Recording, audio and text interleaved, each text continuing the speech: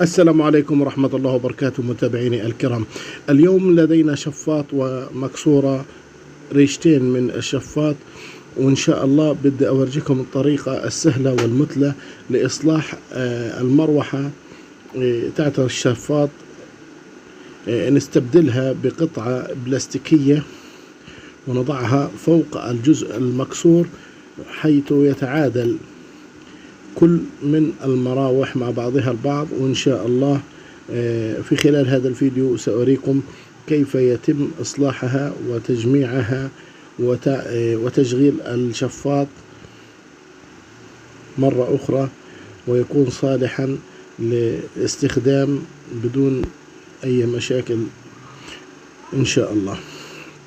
بداية قسنا المروحة بورق، وثم رسمناها على بلاستيكية، ثم ثبتناها، ثم شاهدنا كيف التوازن، وبعد ذلك بفضل الله شغلنا. الحمد لله نجحت